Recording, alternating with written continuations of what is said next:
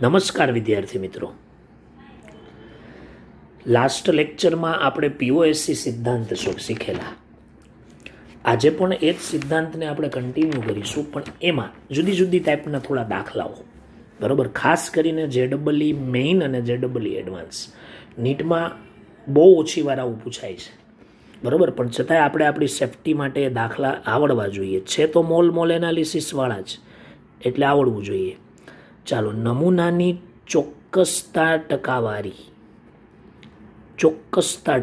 ચાલો, નમૂનો તમને આપેલો હોય, એમાં એકથી વધારે ઘટક હોય તો એનું ચોક્કસતા કેટલી છે, એ ટાઈપના દાખલા આપણે શીખવાના છે. ઘણી જુદી જુદી દાખલા જ છે, જુદી જુદી રીત બતાવું છું તમને, બરાબર.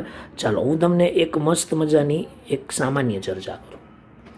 જો ધારો કે તમને AgCl સિલ્વર ક્લોરાઇડનો એક નમૂનો આપેલો છે, એક સેમ્પલ આપ્યું છે, અને એ સેમ્પલ છે ને વિદ્યાર્થી મિત્રો, સમજો બરાબર, એ સેમ્પલનું દળ X ગ્રામ છે. એક સેમ્પલ છે મસ્ત મજાનું, એક પાત્ર લીધેલું છે, અને એ પાત્રની અંદર સિલ્વર ક્લોરાઇડ નામનો પદાર્થ અહીંયા પડેલો છે, AgCl. હવે એ AgCl છે ને એ X ગ્રામ છે, આખું સેમ્પલ X ગ્રામનું છે. હવે બરાબર સમજો. હવે એ સેમ્પલ બે પ્રકારનું હોઈ શકે. ધારો કે એ સેમ્પલ પ્યોર સેમ્પલ છે, એ નમૂનો છે ને પ્યોર સેમ્પલ, એટલે હું તમને એમ કહું 100% શુદ્ધ નમૂનો છે. તો એ 100% શુદ્ધ નમૂનો હોય ને, તો તમે એવું કહી શકો કે AgCl એમાં X ગ્રામ જ હશે, અને એ નમૂનાની પ્યોરિટી એટલે કે ચોક્કસતા 100% હશે. કેટલા ટકા હશે? 100%. જો એ સેમ્પલ શુદ્ધ હોય તો, બરાબર. ચાલો, માની લ્યો કે એ સેમ્પલ ઇમ્પ્યોર છે, ઇમ્પ્યોર નમૂનો છે, બરાબર, એટલે કે અશુદ્ધ નમૂનો છે. તો વિદ્યાર્થી મિત્રો, એ અશુદ્ધ નમૂનાનું દળ તો X ગ્રામ છે, પણ માની લ્યો કે એમાં AgCl Y ગ્રામ છે. કેટલા ગ્રામ છે? Y ગ્રામ. હવે ટોટલ દળ છે X ગ્રામ, એમાં AgCl Y ગ્રામ છે, તો એનો મતલબ શું થઈ ગયો ખબર? કે અચોક્કસતા, અથવા હું એમ કહું ઇમ્પ્યુરિટી, અશુદ્ધિ, બરાબર, X ગ્રામ હતો ને એમાં Y ગ્રામ પદાર્થ છે, તો બાકી બધી ઇમ્પ્યુરિટી હોય. શું હોય છે? ઇમ્પ્યુરિટી. એટલે અચોક્કસતા X માઇનસ કેટલી થઈ જાય? Y. ક્લિયર ને? તમારી પાસે 100 ગ્રામ સેમ્પલ હોય ને, એમાં હું તમને એમ કહું કે એ નમૂનો અશુદ્ધ છે, એટલે તમે એમ ન કહી શકો કે 100% AgCl છે, ન કહી શકાય. પણ તમને હું એમ કહી દઉં કે આ 100% નમૂનો છે, સોરી, આ AgClનો નમૂનો છે, ને એમાં 80% શું કહેવાય, ટૂંકમાં 80 ગ્રામ જેટલો AgCl છે. નમૂનાનું દળ 100 ગ્રામ છે, પણ AgClની માત્રા 80 ગ્રામ છે. તો તમે એમ કહેશો કે એ શું કહેવાય, 100માંથી 80 બાદ કરો એટલે 20% જેટલી એની અંદર અશુદ્ધિ છે. કેટલા ટકા જેટલી છે? 20%, બરાબર. તો પછી છે ને વિદ્યાર્થી મિત્રો, એની અચોક્કસતા તો તમને ખબર પડી ગઈ, પણ એની ચોક્કસતા તમારે કેલ્ક્યુલેટ કરવી હોય, પર્સન્ટેજ ઓફ ચોક્કસતા, તો કેવી રીતે થાય? તો તમે એમ કહો X ગ્રામ એ 100% શુદ્ધ નમૂનો છે, તો આપણો પદાર્થ તો જે હતો એ Y ગ્રામ છે, તો Y ગ્રામ એ કેટલો? તો શું લખી શકાય? Y/X ગુણ્યા 100 લખી શકાય, બરાબર ને? Y/100/X. તો આટલી ચોક્કસતા છે. આ જે જવાબ આવે એ તમારી શું કહેવાય, પ્યોરિટી પર્સન્ટેજ આવી. તો આના ઉપરથી એક સૂત્ર બની જાય. સૂત્ર તમારે યાદ રાખવાની જરૂર નથી, તમારે આવી જ રીતના શોધી લેવાનું. સૂત્ર છે પર્સન્ટેજ ઓફ પ્યોરિટી, ચોક્કસતા ઇઝ ઇક્વલ ટુ જે નમૂનો હોય એ નમૂનામાં જે સંયોજન છે એ સંયોજનનું દળ, એટલે કે Y, સંયોજનનું દળ, અને છેદમાં એ જે સેમ્પલ તમે લીધું છે એ સેમ્પલ એટલે કે નમૂનાનું દળ, અને એને ગુણ્યા કેટલા કરી દો? 100. X ગ્રામ સેમ્પલ હતું, એમાં 100% પ્રાયોરિટી છે એવું માની લઈએ, તો Y ગ્રામ પદાર્થ અંદર હતો તો ત્યારે કેટલી? તો આ એનું છે ને ભાઈ સૂત્ર થઈ ગયું. જો યાદ રાખવું હોય તો મને કોઈ વાંધો નથી, બરાબર, પણ ન યાદ રાખો તો એમ પણ દાખલો ગણાઈ જાય. ન યાદ રાખો તો એમ પણ દાખલો ગણાઈ જાય. ખાલી તમારે વ્યવસ્થિત રીતે શું કરવું પડે, કેલ્ક્યુલેશનમાં ધ્યાન રાખવું પડે. તમારે દાખલાની આ મેથડ છે ને એ મેથડ બરાબર સમજવી પડે. તો આ રીતે ધ્યાનમાં રાખવાનું. JEE વાળા વિદ્યાર્થી તો આની બહુ પ્રેક્ટિસ કરે, બરાબર. ચાલો, જ્યાં સુધી તમને એક દાખલો નહીં આપું ને ત્યાં સુધી નહીં આવડે. તો ચાલો, આપણી પાસે એક મસ્ત મજાનું ઉદાહરણ છે. ચાલો, એ ઉદાહરણ તમને મેં બનાવેલું છે અહીંયા. જો ઉદાહરણ એવું છે, 200 ગ્રામ સિલ્વરના સિક્કાને, સિલ્વર એટલે AG, જુદી જુદી પ્રક્રિયાઓમાં ઓગાળવામાં આવે છે. જુદી જુદી પ્રક્રિયાઓમાં ઓગાળવામાં આવે. 143.5 ગ્રામ AgCl અવક્ષેપિત થાય. 143.5 ગ્રામ AgCl મળે છે 200 ગ્રામમાંથી. તો સિલ્વરના સિક્કાની ચોક્કસતા ટકાવારીમાં શોધો. આ સિલ્વરનું જે સેમ્પલ આપ્યું છે એ કેટલા ટકા ચોક્કસ છે આપણે શોધવા, બરાબર. અને કાઉન્સમાં તમને હું આપું છું, Agનું પરમાણુય દળ 108 ગ્રામ અને Cl બરાબર 35.5 ગ્રામ મોલર દળ લઈ લેવાનું, બરાબર. તો પહેલાં આપણને જે ખબર પડી એ ખ્યાલ આવે કે આખું જે નમૂનો છે એ સિલ્વરના સિક્કાનું દળ એ 200 ગ્રામ છે. 200 ગ્રામ છે. એમાંથી પ્રક્રિયા કરીને જે AgCl બહાર નીકળી ગયો એનું દળ 143.5 ગ્રામ છે. આ રકમ મેં આપેલું છે. તો ઘણા શું કરે ખબર, નમૂનાનું દળ 200, AgClનું 143.5 ગુણ્યા 100 કરીને જવાબ શોધી નાખે. તેને એમ થાય જવાબ આવી ગયો, પણ એવું નથી. તમારે વિચારવું પડે. પહેલાં સમજો, સિલ્વરના સિક્કાનું દળ, બરાબર, સિલ્વરના સિક્કાનું દળ તમારે કોઈ પણ સંજોગોમાં અહીંથી લાવવું પડે તો જ ખબર પડે. હવે તમે જુઓ, સિલ્વરના સિક્કાને પ્રક્રિયા કરવામાં આવે છે તો AgCl બને. એટલે તમને એટલી ખબર પડી કે આ Ag છે, એને જુદી જુદી પ્રક્રિયકોમાં ઓગાળવામાં આવે છે. પ્રક્રિયામાં જુદા જુદા પ્રક્રિયાની અંદર એને શું કરવામાં આવે, ઓગાળવામાં આવે, અને એમાંથી AgCl બની જાય. શું બની જાય? AgCl. તો હવે આ ઇક્વેશન માટે POAC વાપરી અને સિલ્વરના મોલ શોધી નાખો, બરાબર. કારણ કે 143.5 ગ્રામ AgCl તમને આપેલું જ છે, બરાબર ને. તો પહેલાં શું કરીએ આપણે વિદ્યાર્થી મિત્રો કે AgClના મોલ શોધી નાખીએ. તો એનું દળ છે 143.5 અને AgClનું આણ્વીય દળ પણ 143.5, એટલે AgClના 1 મોલ આવ્યા, બરાબર. તો Agમાંથી AgCl ધારો કે બને છે, અને અહીંયા તમને ડાયરેક્ટ ખબર પડી જ જાય Ag માટે POAC, બરાબર. તો 1 ગુણ્યા mall of Ag is equal two 1 ગુણ્યા મોલ ઓફ AgCl. ચાલો, તો Agના મોલ મળી ગયા આપણને. કેટલા મોલ મળે? 1 મોલ મળી ગયા ભાઈ, બરાબર. તો તમને ખબર પડી ગઈ કે 1 મોલ Ag છે. રેડી? ઓકે.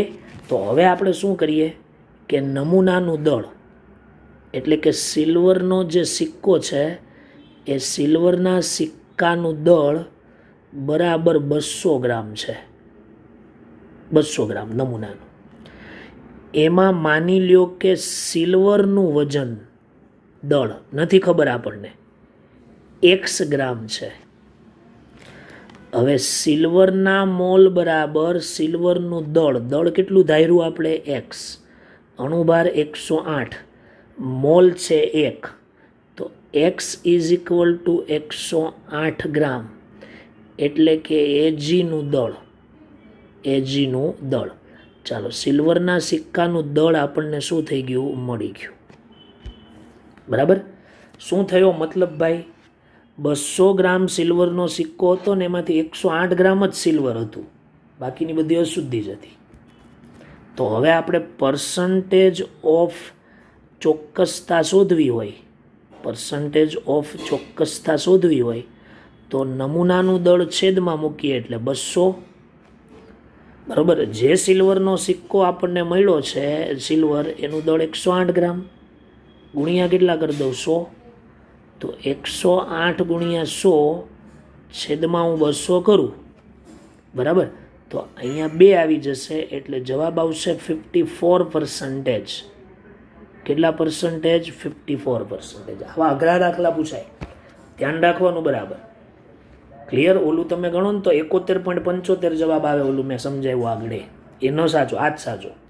જો સમજો હજી એકવાર, 200 ગ્રામ સિલ્વરનો સિક્કો હતો, એને ઓગાળ્યો એટલે એમાંથી 143.5 ગ્રામ AgCl શું થઈ ગયો? અવક્ષેપિત. જો આવી રીતે આમ જો, આ સિલ્વરનો અહીંયા એક નમૂનો છે, બરાબર, આ સિલ્વરનું સેમ્પલ છે આખું. ચાલો આ સિક્કાને ઓગાળી નાખો, એમાંથી 143.5 ગ્રામ AgCl બહાર નીકળી ગયો, અવક્ષેપિત થયો. એટલે હું અહીંયા એમ લખું કે 143.5 ગ્રામ AgCl અવક્ષેપિત થઈ ગયો.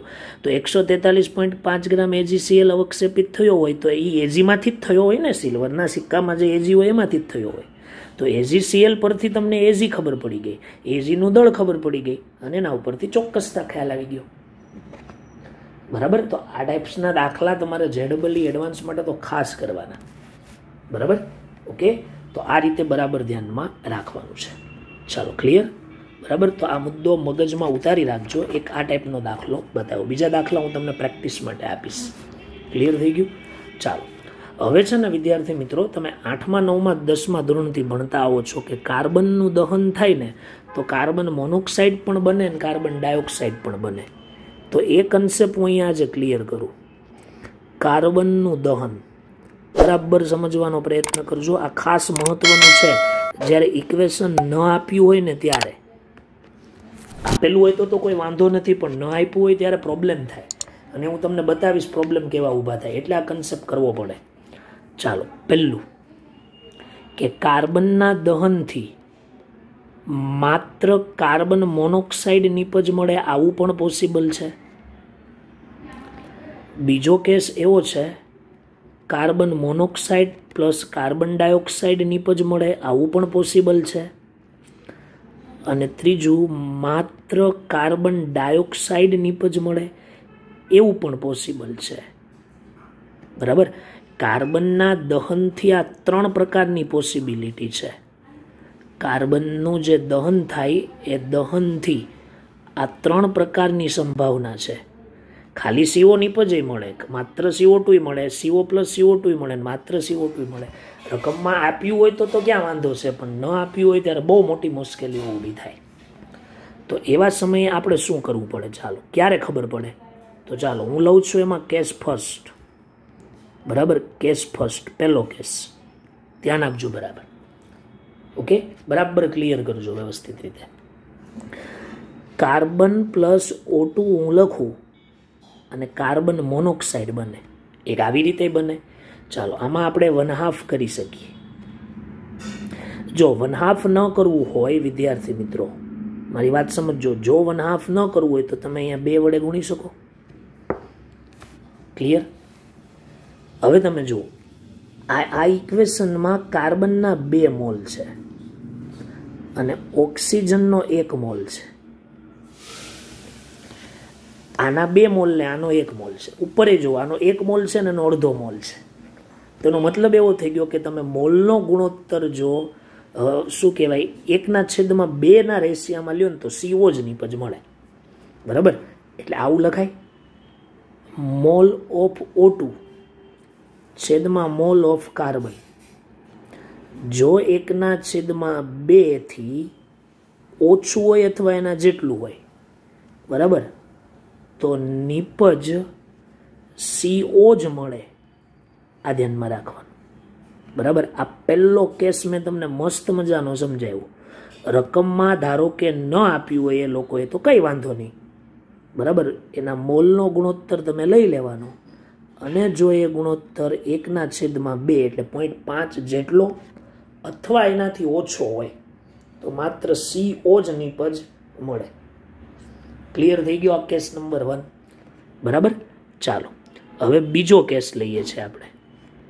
બીજો કેસ નંબર 2. બીજા કેસમાં શું કરવું છે બરાબર સમજો. બીજા કેસમાં હવે કેસ નંબર 2 માં બીજું શું કરીએ આપણે કે કાર્બન પ્લસ O2 લઉં અને અહીંયા મળે છે CO2, અને છે ને ભાઈ આ વધુ પ્રમાણમાં હોય ને તો જ CO2 મળે, આ ધ્યાનમાં રાખવાનું. મર્યાદિત પ્રમાણમાં હોય તો CO મળે, બરાબર. એટલે પ્રોબ્લેમ થઈ જાય ક્યારેક ક્યારેક. આમાં બે વાયુ મળતા હોય તો લોચો પડે કે નહીં. તો હવે તમે જો, આનો 1 મોલ છે અને આનો પણ 1 મોલ છે. ઓછામાં ઓછો 1 મોલ જ થયો ને ઇક્વેશનમાં. તો ત્યારે કઈ નિપજ મળે છે? CO2. તો હવે આનાથી 2 મોલ કરો, આનાય 2 મોલ થઈ જાય તો પણ CO2 જ નિપજ મળવાની. તો એનો મતલબ શું થયો કે મોલ ઓફ O2 છેદમાં મોલ ઓફ CO, બરાબર, જો 1 કે 1 થી વધુ હોય તો નિપજ માત્ર CO2 જ મળે.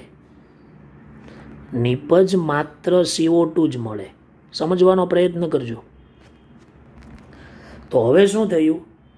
1.2 થી વધી જાઓ અને 1 થી ઓછું રાખવું તો CO અને CO2 નિપજ મળે. તો હવે અહીંયા કેસ નંબર 3 બનાવવાનો ન હોય, એ ડાયરેક્ટ જ સીધું ક્લિયર થઈ જવું જોઈએ. શું કે મોલનો ગુણોત્તર 1/2 થી વધારે, મોલ ઓફ O2 છેદમાં mole of carbon less than, બરાબર, 1. 1 થી ઓછો અને 1/2 થી વધારે. જો આવો કેસ તમારા હાથમાં આવી જાય તો તમારે સમજી લેવાનું કે નિપજ CO પ્લસ CO2 બને. CO પ્લસ CO2 બંને નિપજ શું થશે? મળશે. ચાલો, આ 3 કેસ તમારી સામે મૂક્યા છે, બરાબર. ઇક્વેશન જ્યારે ન આપેલી હોય અથવા ઇક્વેશનમાં કંઈ મેન્શન જ ન કર્યું હોય ને ત્યારે ખાસ ધ્યાન રાખવું પડે. જો આ એક દાખલો છે, આ ઇક્વેશન તમને આવડતી હોય ને તોય તમે આમાં ભૂલ કરો. જો રકમ શું છે? 48 ગ્રામ કાર્બન અને 96 ગ્રામ ઓક્સિજન O2, ઘણા ઓ સમજે, પ્રક્રિયા કરીને કેટલા મોલ વાયુ બનાવશે? જો લોચો પડે ને, વાયુ કયો? CO એ વાયુ છે, CO પ્લસ CO2 એ વાયુ છે, અને CO2 એ વાયુ છે. તો શું કરવું પડે સર? તો હવે તમારે બંનેના કાર્બન અને ઓક્સિજનના મોલ શોધી નાખો, બરાબર. તો મોલ ઓફ કાર્બન એટલે 48/12 એટલે 12 દુ 36 ને 12 ચોક 48.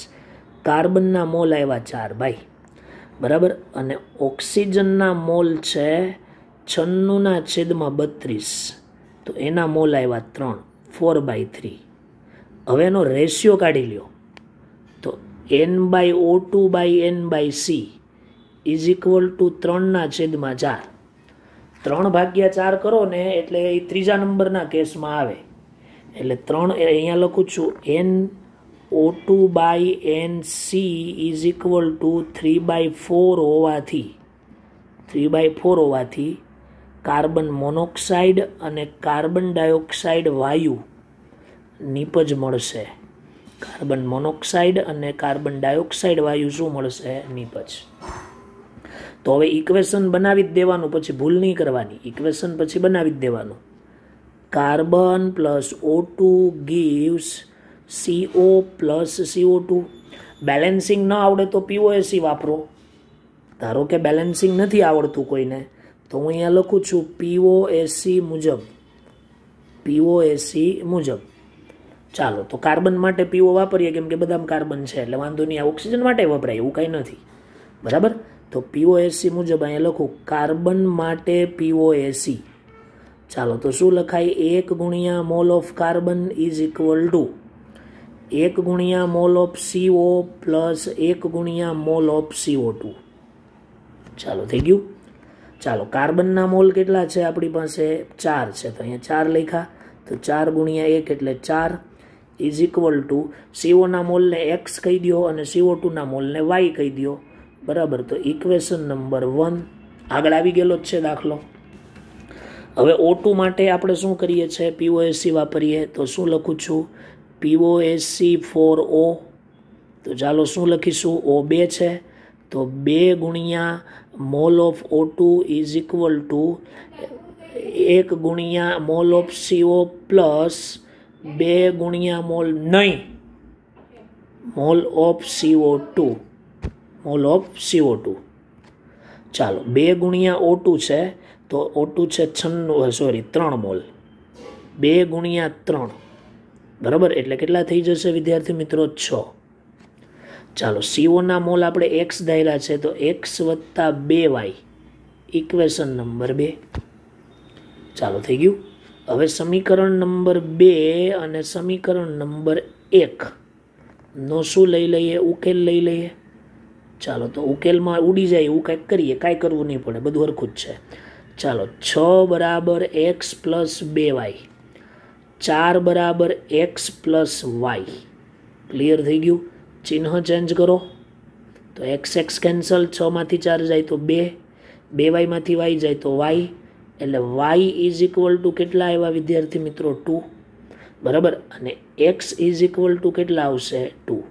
ચાલો, થઈ ગયું ક્લિયર? y છે કોના મોલ? CO2 ના, તો આ મોલ ઓફ CO2 મળી ગયા, અને આ મોલ ઓફ શું મળ્યા? CO. બરાબર. કેટલા મોલ વાયુ મળે? બંને વાયુ જ છે એટલે કુલ મોલ 4. એટલે અહીંયા લખું છું વાયુના જે મોલ છે એ વાયુના મોલની સંખ્યા ઇઝ ઇક્વલ ટુ 4 આવશે. કેટલા આવશે? 4. It is your answer. થઈ ગયું? પછી તમે પેલું લિમિટિંગ રિએજન્ટથી પણ કરી શકો. લિમિટિંગ રિએજન્ટથી પણ દાખલો થઈ જાય.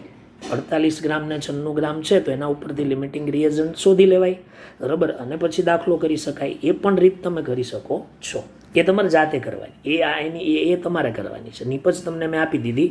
બેલેન્સિંગ પણ તમારે પછી કરી દેવાનું. અહીંયા 3 વડે ગુણી દેવાના, અહીંયા 2 વડે અને અહીંયા 2. ચાલો, રેડી? પછી તમે તમારી રીતે દાખલો કરી શકો. થઈ જશે, આરામથી થઈ જશે, બરાબર. ચાલો, ક્લિયર? તો આ રીતે એક દાખલો તમારે ગણવાનો છે, બરાબર. તો આ તમને મેં કાર્બન વાળો એક કન્સેપ્ટ સમજાવ્યો. બહુ ફેમસ કન્સેપ્ટ છે, તમને JEE એડવાન્સ સિવાય નહીં મળે ક્યાંય, બરાબર. પણ આપણે ધ્યાનમાં રાખવાનું છે બધા વિદ્યાર્થીઓએ. ક્લિયર? ચાલો, હવે પાછો એક નવો કન્સેપ્ટ લાવું છું તમારી સામે, અને એ કન્સેપ્ટનું નામ છે એનાલિસિસ ઓફ મિક્સર. મિશ્રણનું પૃથ્થકરણ. મિશ્રણનું આપણે શું કરવાનું છે? એનાલિસિસ કરવાનું છે. 2 મિશ્રણ આપ્યા હોય ઘટકો, અને એનું એ ખાસ કરવાનું છે. તો અહીંયા હું JEE મેઇન અને એડવાન્સ, બરાબર. નીટવાળા આ દાખલો ન કરે ને તો ચાલશે, બરાબર, કેમ કે એટલો બધો હાર્ડ કન્સેપ્ટ એ લોકોને નથી આવતો. પણ છતાંય વિદ્યાર્થી મિત્રો આપણે સોલ્વ કરવાનો પ્રયત્ન તો કરવાનો જ. બરાબર, ક્યારેક પેપર જો હાર્ડ નીકળી જાય ને તો આપણે એમાંથી થોડાક આગળ નીકળી જઈએ, બરાબર. એટલે આ વસ્તુ ખાસ ધ્યાનમાં રાખવાની. ચાલો, એનું ઉદાહરણનો આપણે શું કરીએ છીએ? સોલ્યુશન. રકમથી જ શરૂ કરું છું, સાંભળો. 184 ગ્રામ કેલ્શિયમ કાર્બોનેટ છે, CaCO3, અને 184 ગ્રામ કેલ્શિયમ કાર્બોનેટ અને મેગ્નેશિયમ કાર્બોનેટનું મિશ્રણ બે ભેગું જ છે, તો MgCO3 ને ગરમ કરતાં 44.8 લીટર કાર્બન ડાયોક્સાઇડ વાયુ STPA મળે છે. સરસ. તો કેલ્શિયમ કાર્બોનેટનું ટકાવાર પ્રમાણ શોધો. દળથી ટકાવાર પ્રમાણ. આ મિશ્રણ છે 184 ગ્રામનું મિશ્રણ, એમાં કેલ્શિયમ કાર્બોનેટ કેટલો છે? 184 ગ્રામ હોય એટલે એવું હોય ને કે 100 ગ્રામ કેલ્શિયમ કાર્બોનેટ હોય, 84 ગ્રામ મેગ્નેશિયમ કાર્બોનેટ હોય. એવું હોય 84 ગ્રામ મેગ્નેશિયમ કાર્બોનેટ હોય, 100 ગ્રામ કેલ્શિયમ કાર્બોનેટ હોય. કંઈ પણ હોવાની સંભાવના આવે, એ આપણને ખબર નથી. તો દરેક વિદ્યાર્થીઓ તમારી જે જૂની મેથડો છે એને કામે લગાડે. તો આપણે એવી એક હાઇપોથેટિકલ કન્સેપ્ટ પર લઈ જઈએ આને. કેવી રીતે? ધારો કે કેલ્શિયમ કાર્બોનેટનું દળ આ મિશ્રણમાં x ગ્રામ છે, અને મેગ્નેશિયમ કાર્બોનેટનું દળ y ગ્રામ છે. ક્લિયર? અને આ બંને મિશ્રણને, બે ઘટકને ભેગા કરો તો ઇટ ઇઝ 184 ગ્રામ. રેડી? આને આપો ઇક્વેશન નંબર 1. ચાલો, આટલું કામ થઈ ગયું, બરાબર. તમારે શોધવાનું શું છે? કેલ્શિયમ કાર્બોનેટનું દળથી ટકાવાર પ્રમાણ. તો તમે આવું કહી શકો ને, 184 ગ્રામ મિશ્રણમાં, સમજવાનો પૂરો પ્રયત્ન કરજો, 184 ગ્રામ મિશ્રણ એટલે 100%, બરાબર. કેલ્શિયમ કાર્બોનેટ કેટલા છે? તો x ગ્રામ કેલ્શિયમ કાર્બોનેટ હોય ત્યારે કેટલા? એટલે x ગુણ્યા 100 ના છેદમાં 184. સીધો જવાબ આવી જાય. પણ x નથી ખબર. એક્સ જ્યાં સુધી નહીં મળે ને ત્યાં સુધી દાખલો આગળ વધશે નહીં. તો ચાલો કેવી રીતે સર એક્સ શોધવો, કેવી રીતે એક્સ મળે આપણને? તો એક્સ શોધવું હોય ને તો તમારે કોઈ પણ રીતે કંઈક ઇક્વેશન લાવવું પડે. તો જો ઇક્વેશનમાં આપણને આટલી ખબર છે કે કેલ્શિયમ કાર્બોનેટને તમે ગરમ કરો, મિશ્રણને ગરમ કરીએ તો CaO પ્લસ CO2 મળે છે, અને ભાઈ MgCO3 ને ગરમ કરીએ, બે મિશ્રણમાં બે ભેગા જ છે, તો MgO અને CO2 બને. આ CO2 ના મોલ અને આ CO2 ના મોલનો સરવાળો કરો તમે, અને સાંભળો, આ CO2 ને આ CO2 બેન ભેગા કરું ને ત્યારે 44.8 લીટર મળે છે. એવો જ મતલબ થાય ને કે બે મિશ્રણ છે, અને એ મિશ્રણમાં ટોટલ CO2 કેટલો ઉત્પન્ન થાય એ આપેલો છે. હવે એમાંય CO2 કેટલો હોય ને MgCO3 માં CO2 કેટલો હોય આપણને ખબર નથી. તો હવે આપણે શું કરીએ, દાખલાને આગળ વધારીએ. ચાલો, સ્ટોક્યોમેટ્રિક કોફિશિયન્ટ 1 મોલ મોલ એનાલિસિસથી કરીએ છીએ, બરાબર, અને પહેલાંથી પણ થઈ જાય POACથી પણ, બરાબર. ચાલો, અહીંયા 1 મોલ ને અહીંયા પણ 1 મોલ. ચાલો હવે મોલ મોલ એનાલિસિસ લઈએ, મોલ મોલ એનાલિસિસ લઈએ, બરાબર. આને ઘડી કંઈથી પૂછીને એટલે રહેવા દો. ચાલો, ઓકે. તો અહીંયા મોલ ઓફ CaCO3 છેદમાં 1 CO2 આપેલું છે, તો મોલ ઓફ CO2 છેદમાં 1. ચાલો હવે શું લખીએ, મોલ ઓફ CaCO3 છેદમાં 1 is equal to mole of CO2 છેદમાં 1. ચાલો, રેડી, ક્લિયર. હવે શું કરીએ, CaCO3 ના મોલ છે એ મોલ આપણી, જો અહીંયા બરાબર સમજો, અહીંયા હું એક કામ કરું, આ CO2 ના જે મોલ છે ને, CO2 ના મોલ એને હું N1 મોલ કહી દઉં અને છેદમાં 1 લખું. ઓકે, તો અહીંયા હું શું લખું છું, N1 CO2 છેદમાં 1. ચાલો, N1 CO2 છેદમાં શું આવી ગયા, 1, બરાબર. ચાલો, આ મોલ મોલ એનાલિસિસ થઈ ગયું. ચાલો, CaCO3 નું દળ આપણને મોલ તો ખબર નથી આપણને ભાઈ, એ તો આપણને આઈડિયા જ નથી કોઈ પ્રકારે, બરાબર. તો પછી હવે એને કેવી રીતે આપણે આગળ વધારીએ છીએ, તો બરાબર સમજો, આગળ ગણીએ છીએ આપણે.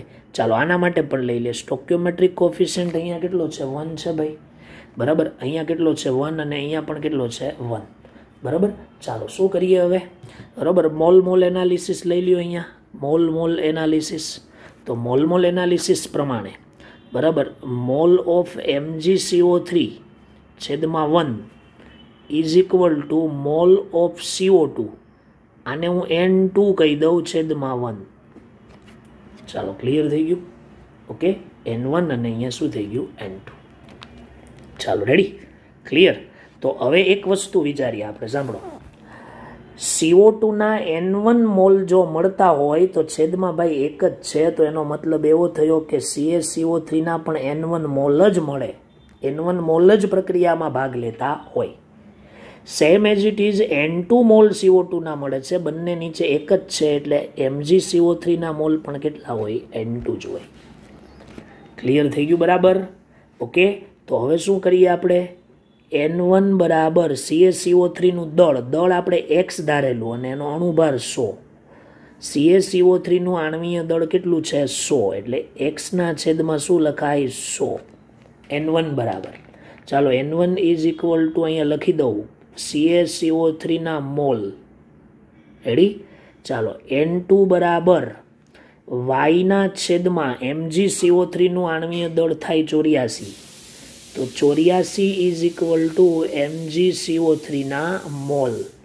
ચાલો, થઈ ગયું ક્લિયર, આ મોલ પણ મળી ગયા, બરાબર. ચાલો, હવે તમને જો અહીંયા આપ્યું છે 44.8 લીટર કાર્બન ડાયોક્સાઇડ વાયુ STPA મળે છે. ક્યારે મળે છે વિદ્યાર્થી મિત્રો, STPA 44.8 લીટર કાર્બન ડાયોક્સાઇડ વાયુ મળે છે. તો આપણે અહીંયા લખીએ ને કે N carbon dioxide is equal two V ના છેદમાં 22.4. ચાલો, 44.8 મળે છે છેદમાં 22.4, એટલે કેટલા મોલ મળ્યા, 2 મોલ. પણ વિદ્યાર્થી મિત્રો, આ 2 મોલ આખી પ્રક્રિયાના CO2 છે. ચાલો, આપણે ધાર્યા પહેલી પ્રક્રિયામાં N1 મોલ CO2, જો N1 મોલ ને બીજીમાં N2 મોલ, તો N2 mall is equal two 2 mall મળ્યા. N1 plus N2 is equal two શું મળ્યા, 2 મોલ, બરાબર છે.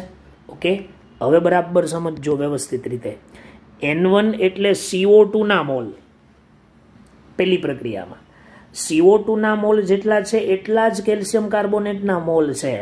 તો પછી અહીંયામાંથી એમ લખાય ને, mall of calcium carbonate, mall of calcium carbonate plus mall of magnesium carbonate is equal two 2. આ CO2 ના મોલ હતા, પણ તમે ઇક્વેશનમાં જુઓ કે N1 મોલ જેટલા છે એ CaCO3 ના જ ગણાય ને, કારણ કે આના N1 છે, આના N1 છે. તો આનો જે જવાબ આપવાનો એ જ જવાબ આનો આવવાનો. Same as it is N2 જેટલા છે એટલા જ MgCO3 ના છે, તો મેં અહીંયા લખી દીધા. ચાલો, CaCO3 નું મોલ આપણે x ના છેદમાં 100 શોધ્યું, અહીંયા y ના છેદમાં 84 શોધ્યું, ઇઝ ઇક્વલ ટુ 2 થઈ ગયું. શું થઈ ગયું? 2. ક્લિયર? ચાલો, અહીંયા છેદમાં 1 લખી દઉં, અહીંયા શું લખી દઉં? 1. બરાબર. અને અહીંયા ઇક્વેશન નંબર 2 લખી દઈએ. બરાબર. હવે સમીકરણ નંબર 1 અને સમીકરણ નંબર 2 ને ઉકેલ કરતા, બરાબર, તમે એનો ડાયરેક્ટ ઉકેલ કરી નાખજો. હું તમને સીધું જ કહી દઉં છું, x ઇઝ ઇક્વલ ટુ 100 આવશે, y ઇઝ ઇક્વલ ટુ 84 આવશે. તો આ CaCO3 નું દળ હશે અને આ MgCO3 નું દળ હશે. શેનું દળ હશે? MgCO3 નું દળ. ક્લિયર થઈ ગયું? બરાબર. ચાલો, હવે આપણે શોધવાના છે પર્સન્ટેજ ઓફ CaCO3. તો આખા નમૂનાનું દળ કેટલા ગ્રામ હતું? 184 ગ્રામ. એમાં CaCO3 ના ટકા શોધવાના છે, તો 100 ગુણ્યા 100. બરાબર. તો તમે 100 ગુણ્યા 100 કરો એટલે 200, અને 200 ભાગ્યા 184 તમે કરો. બરાબર. ધ્યાન આપજો. બરાબર. 200 ભાગ્યા 184 તમે કરી દો, 200 ભાગ્યા 184. બરાબર. તો તમારો દાખલો કેવી રીતે થશે? સોરી, 200 ક્યાં કરવાના છે? 10,000 છે ભાગ્યા 184. બરાબર. 10,000 ભાગ્યા 184 એટલે 54.34%. બરાબર. દળથી ટકાવાર પ્રમાણ CaCO3 નું છે. અને પર્સન્ટેજ ઓફ MgCO3 શોધવું હોય તો ઉપર 84 કરો, અથવા 100 માંથી 54.34 બાદ કરી દો. બરાબર. 100 માંથી 54.34 બાદ કરી દો એટલે 45.66% શું થઈ જશે? આવી જશે. અથવા મેં કીધું એ પ્રમાણે ઉપર 84 મૂકી દો, બરાબર, ગુણ્યા 100 કરો અને ભાગ્યા કેટલા કરો? 184. એટલે 45.65 થી 66% જવાબ આવશે. ક્લિયર થઈ ગયું? બરાબર. તો આ રીતનો એક મિશ્રણના પૃથ્થકરણનો દાખલો છે. એકવાર સમજો, 2 વખત વિડીયો જુઓ, શું કર્યું છે ને જુઓ. ઘણાને જો અહીંયા પ્રશ્ન આવશે કે અહીંયા CaCO3 ના મોલ કેમ લખ્યા? તો કાર્બન ડાયોક્સાઇડના મોલ હતા. તો હું આ જ રીતે કરી શકું. કાર્બન ડાયોક્સાઇડના મોલ N1 છે, બરાબર. કાર્બન ડાયોક્સાઇડના મોલ N1 છે, તો પ્રક્રિયામાં CaCO3 ના મોલ પણ N1 છે, કેમ કે નીચે 1 છે. તો કાર્બન ડાયોક્સાઇડના મોલ પરથી CaCO3 ના મોલ મળી જાય. એઝ ઇટ ઇઝ CO2 ના મોલ પરથી MgCO3 ના મોલ મળી જાય. તો એને અહીંયા હું મૂકી શકું.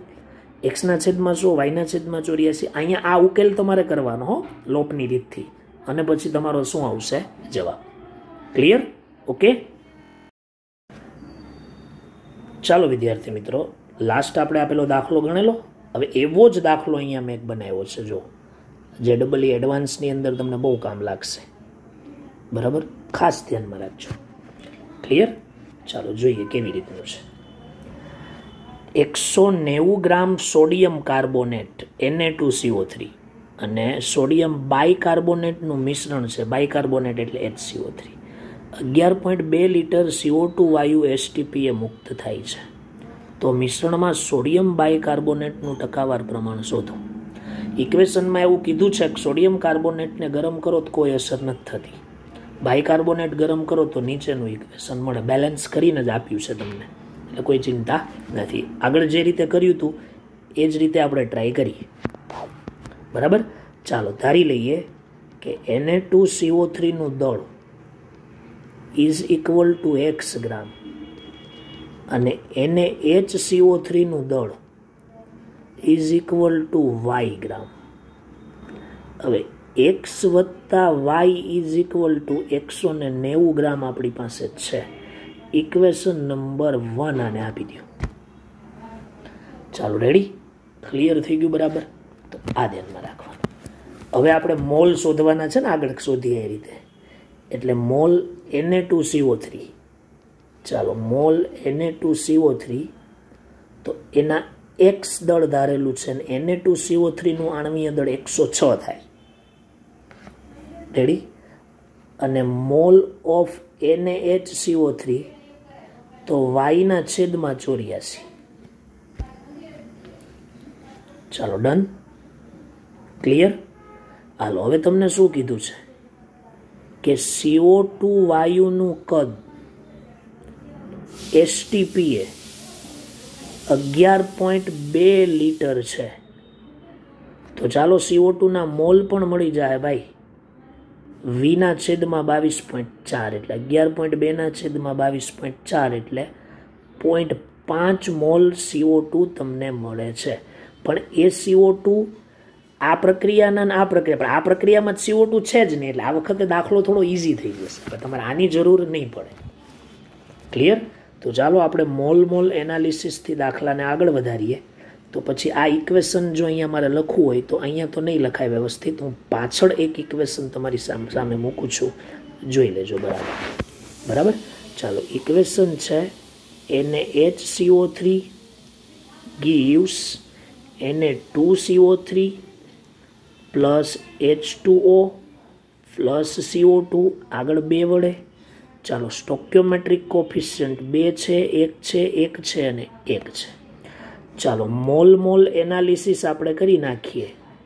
તો મોલ ઓફ NaHCO3 છેદમાં 2 CO2 ના મોલ આપ્યા છે, તો મોલ ઓફ CO2 છેદમાં 1.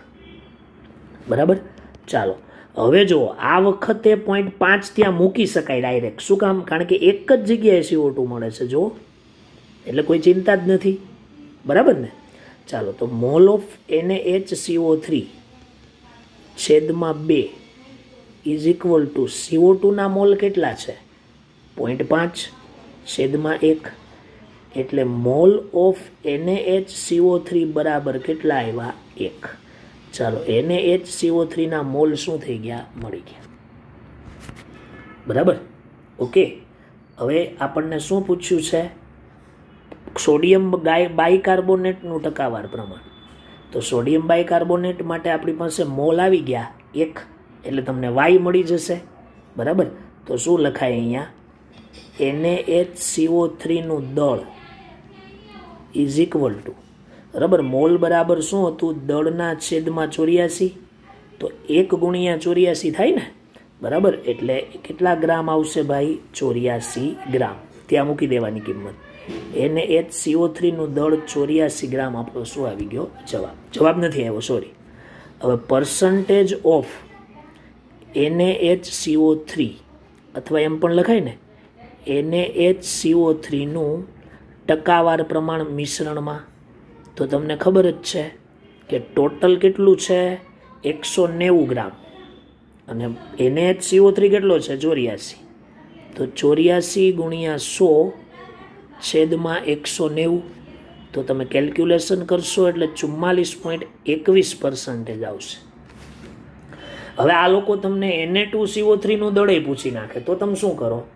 તો Na2CO3 નું દળ પૂછી નાખે તો તકલીફ પડે ને, કારણ કે Na2CO3 ના તો મોલ આપણી પાસે છે જ નહીં. તો કેવી રીતે Na2CO3 ના મોલ શોધવા? તો છે ને એ તમને દળ નહીં પૂછે. બરાબર. અને જો કદાચ દળ પૂછી નાખે તો કેવી રીતે શોધાય? તમારે શું કરવાનું? Na2CO3 નું ટકાવાર પ્રમાણ શોધી લેવાનું. તો એ ટકાવાર પ્રમાણ માટે આને 100 માંથી બાદ કરી નાખો ભાઈ. 100 માંથી 44.21%. ભાઈ આ આપણો જવાબ આવી ગયો. આ આપણો ફાઇનલ આન્સર આવી ગયો છે. તો 100 માંથી 44.100 જે છે એ 100 માંથી આપણે શું કરીએ છીએ? 44.21 બાદ કરી દઈએ એટલે 55 આજુબાજુ કે 54 આજુબાજુ જવાબ આવે. 100 માંથી 44.21 બાદ કરી દઈએ એટલે 55.79% આપણો જવાબ આવે. બરાબર. હવે તમને ખબર જ છે આનું સૂત્ર કે પર્સન્ટેજ ઓફ Na2CO3 હોય તો અહીંયા આપણે શું કરતા હતા? યાદ કરો. જો અહીંયા મેં શું બતાવ્યું હતું તમને? બરાબર. x ના છેદમાં, બરાબર, અહીંયા બતાવેલું ને, કે એક્સના છેદની અંદર અહીંયા જે આગળ તમને અહીંયા બતાવેલું જો અહીંયા એક્સના છેદમાં 184 ગુણ્યા વાય, વાયના છેદમાં 84 ગુણ્યા 184 ગુણ્યા 100. તો હવે અહીંયા એવી જ રીતે કરો, એક્સના છેદમાં 190 ગુણ્યા 100, બરાબર. તો Na2CO3 ની ટકાવાર પ્રમાણ તો આપેલી જ છે, શોધી તમે 55.79. અહીંયા એક્સ છેદમાં 190 ગુણ્યા 100, તો તમને એક્સ મળી જાય ને. તો એક્સનું ટકાવાર પ્રમાણ પણ શું થશે, તમને મળશે. ક્લિયર થઈ ગયું, બરાબર. તો Na2CO3 નું ટકાવાર પ્રમાણ તમારે શું કરવાનું છે, શોધવાનું. તો આ રીતે દાખલો ગણવાનો. વિદ્યાર્થી મિત્રો, લાસ્ટ આપણે દાખલો ગણ્યો તો એના જ જેવો દાખલો, પણ દાખલાનું ફોર્મેટ છે ને એ લોકોએ થોડું ચેન્જ કર્યું છે, બરાબર. તો આપણે દાખલો ટ્રાય કરીએ. એક મિશ્રણમાં સોડિયમ કાર્બોનેટ અને સોડિયમ બાયકાર્બોનેટ ના એક મોલ લેવામાં આવેલા છે. બંનેના એક મોલ લીધા છે. આ મિશ્રણને ગરમ કરવામાં આવે છે. ગરમ કર્યા પછી બાકી રહેલ અવક્ષેપ જે છે એનું દળથી ટકાવાર પ્રમાણ શોધો. ચાલો, એને તમારે શું કરવાનું છે, ગરમ. તો સિમ્પલ એક આકૃતિથી સમજાવવું એટલે હમણાં તમને ખ્યાલ આવી જશે. જો આ આપણું એક પાત્ર છે વિદ્યાર્થી મિત્રો, બરાબર છે. આ પાત્રની અંદર Na2CO3 અને NaHCO3 છે. અને પછી આ પાત્રને તમે કોઈ બર્નર વડે શું કરો છો, હીટ કરો છો, ગરમ કરો છો.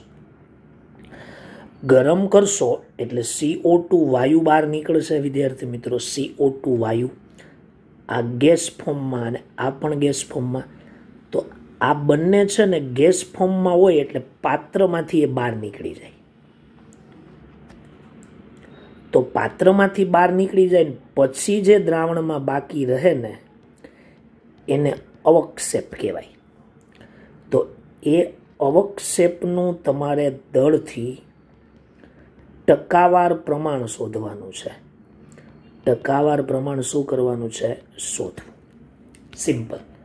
તો ક્લિયર ખબર હોવી જોઈએ કે શરૂઆતમાં જેટલું દળ હોય એ દળમાંથી CO2 અને H2O નું જે દળ આવે એ તમે બાદ કરી નાખો અને એની ટકાવારી કાઢી નાખો એટલે તમને શું મળી જશે, આન્સર. તો આપણે શરૂઆતમાં કેટલું દળ મિશ્રણમાં છે એ આપણે ચેક કરી લઈએ. જો સોડિયમ કાર્બોનેટ અને સોડિયમ બાયકાર્બોનેટના એક મોલ લીધેલા છે. સોડિયમ કાર્બોનેટને ગરમ કરવાથી કંઈ ફરક પડતો નથી એટલે એનું કંઈ કેલ્ક્યુલેશન ન થાય, બરાબર. બેના એક મોલ લીધા છે આપણે. તો હવે બેના એક મોલને આપણે દળમાં ફેરવી નાખીએ. તો mole of Na2CO3 is equal to એક્સના છેદમાં 106. એટલે એક્સ એટલે Na2CO3 નું દળ. તો Na2CO3 નું દળ મોલ 1 છે એટલે 106 ગ્રામ આવે. હવે ડાયરેક્ટ આ બધી ખબર પડવી જોઈએ. હવે આવી લાંબી ગણતરીઓ કરવાની જરૂર નથી. આ તો તમને હું ગણતરી કરું છું. બાકી એક મોલ હોય એટલે એનો અણુભાર જ હોય, બરાબર. ચાલો, મોલ ઓફ NaHCO3 દળના છેદમાં, બરાબર, એટલે કે વાય ધારી લો, વાયના છેદમાં 84, બરાબર. એટલે તમે જાણો છો એ મુજબ NaHCO3 નું દળ ઇઝ ઇક્વલ ટુ 84 ગ્રામ. ચાલો, થઈ ગયું ક્લિયર. આ એક મોલ. હવે કુલ દળ, તો કુલ દળ ઇઝ ઇક્વલ ટુ 106 વત્તા 84 ઇઝ ઇક્વલ ટુ 190 ગ્રામ. ચાલો, પાત્રમાં 190 ગ્રામ ભરેલું છે. હવે એમાંથી પાત્ર છોડીને જતા રહીએ છે વાયુરૂપ ઘટકો, એટલે CO2 વાયુ ને H2O વાયુ. તો CO2 અને જો આ ગેસ આપેલું હોય ઇક્વેશનમાં, આ બધું સોલિડ, બરાબર. આ પણ સોલિડ છે ને આ પણ સોલિડ છે. એટલે સોલિડ ઘટકો જ અવક્ષેપ તરીકે હોય. તો CO2 અને H2O આપણે શું કરીએ, ક્લિયર કરીએ. આને એકદમ સિમ્પલ, બરાબર, ઇક્વેશન પરથી ગણી શકાય. આના એક મોલ તમે લીધા છે તો મોલ એનાલિસિસથી તમે કરી નાખો એટલે તમારો જવાબ આવી જશે, બરાબર. તો આપણે મોલ એનાલિસિસથી કરી નાખીએ, બરાબર. ચાલો, ઇક્વેશન 2 times NaHCO3 NaHCO3, ચાલો એને ગરમ કરશો એટલે Na2CO3 અવક્ષેપમાં આવશે, CO2 ગેસ અને પ્લસ H2O ગેસ. ચાલો સ્ટોક્યોમેટ્રિક કોફિશિયન્ટ અહીંયા 2 છે, 1 છે, 1 છે, 1 છે. પછી મોલ એનાલિસિસ આપણે લખીએ અહીંયા તો મોલ ઓફ NaHCO3 છેદમાં 2, મોલ ઓફ CO2 છેદમાં 1, મોલ ઓફ H2O છેદમાં 1. ચાલો CO2ના મોલ જોઈ લઈએ તો મોલ ઓફ NaHCO3 છેદમાં 2 is equal to mole of CO2 છેદમાં 1.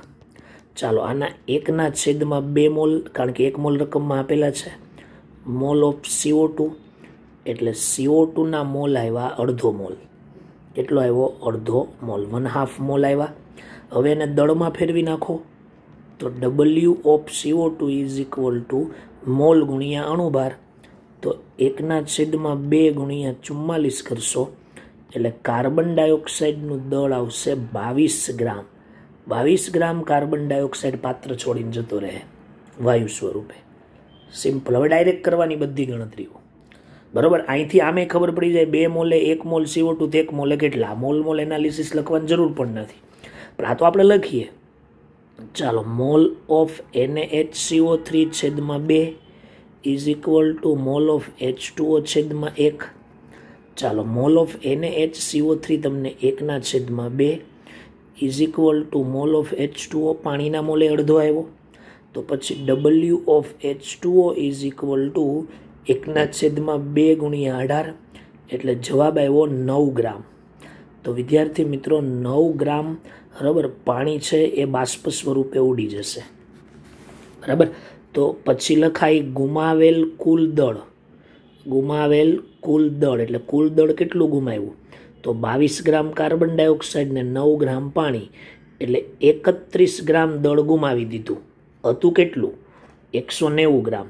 તો લખાય બાકી રહેલ દળ, જેને આપણે શું કહીએ છીએ? અવક્ષેપ. તો વિદ્યાર્થી મિત્રો 190 ગ્રામ હતું, 31 ગ્રામ ગુમાવ્યું, તો 190માંથી 31 તમે લેસ કરી નાખો, બરાબર.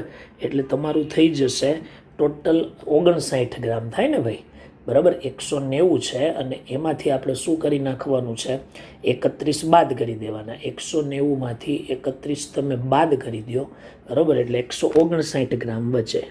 તો 159 ગ્રામ, બરાબર, 159 ગ્રામ છે. એ 159 ગ્રામ, બરાબર, એ શું છે? અવક્ષેપ છે. ડન થઈ ગયું, બરાબર. ઓકે. હવે એની ટકાવારી તો તમે વિચારો, 190 એ 100%, તો બાકી કેટલું બચ્યું? 159. ત્યારે કેટલા ટકા? તો સિમ્પલ લખાય કે અવક્ષેપની ટકાવારી, અવક્ષેપની દળથી ટકાવારી, તો 159/190 ગુણ્યા શું આવશે? 100. 190 એ 100 તો 159 કેટલા? એવી જ રીતના કેલ્ક્યુલેશન થશે ને, બરાબર. તો સમથિંગ તમારો 83-84 આજુબાજુ જવાબ આવશે, બરાબર. કેલ્ક્યુલેશન આપણે કરી લઈએ. 159, બરાબર, 159 ગુણ્યા 100 અને ભાગ્યા 190 તો 83.68% આવે. 83.68%, બરાબર. આ તમારો આન્સર છે. તમને એમ પૂછે કે તમારો જવાબ નજીકની પૂર્ણાંક સંખ્યામાં લખો તો તમારે 84% લખવું પડે. આવક્ષેપની ટકાવારી પૂછે, ગુમાવેલ દળની ટકાવારી પૂછે તો તમારે શું કરવાનું? 31 જે છે ગુમાવેલ દળ, બરાબર, એ 31 ગ્રામ છે. તો 31 ગુણ્યા 100ના છેદમાં 190 કરો અથવા 83.68માંથી બાદ કરો, બરાબર. તો તમારો જે જવાબ છે, બરાબર, એ જવાબ આપણે જે જવાબ કહ્યો એ પ્રમાણે 16.31 આવી જશે. સિમ્પલ વસ્તુ છે, બરાબર. જો બધા દાખલા અત્યાર સુધીના મોલ એનાલિસિસ, બરાબર, POSC પ્રમાણે બધા થયા, બરાબર. ખ્યાલ આવી ગયો? દાખલાની એકથી અનેક રીતો હોય, પણ એમાંથી જે તમને ઇઝી રીત છે ને એ જ હું તમને આપું છું. આવા દાખલાઓ ખાસ કરીને JEEની અંદર પૂછાય, બરાબર. JEE મેઇન, બરાબર, અને JEE એડવાન્સની અંદર પૂછાય. હું એડવાન્સના ટોપિક પણ સાથે ક્લિયર કરાવતો જાઉં છું, ક્લિયર? બરાબર, કારણ કે એડવાન્સની જે વિદ્યાર્થીઓ પ્રિપેરેશન કરે છે બરાબર એને કામનું છે બરાબર. અને જે લોકો બરાબર ક્યારેક પેપર અઘરું નીકળી જાય મેઇનનું બરાબર તો વાંધો આવે નહીં. ક્લિયર? ઓકે, તો આ સ્પેશિયલ ટોપિક JEE મેઇન અને એડવાન્સ માટે જ ચલાવ્યો છે. નીટમાં આટલા બધા અઘરા દાખલાઓ કોઈ દિવસ હજી સુધી આવ્યા નથી બરાબર. એટલે નીટવાળા વિદ્યાર્થીઓ કદાચ આ ટોપિકને સ્કીપ કરી દેશો તો પણ ચાલશે બરાબર. ખ્યાલ આવી ગયો? પણ હું સ્કૂલની પરીક્ષા માટે સ્કીપ કરવાનું કહેતો નથી. Okay, clear? Thank you.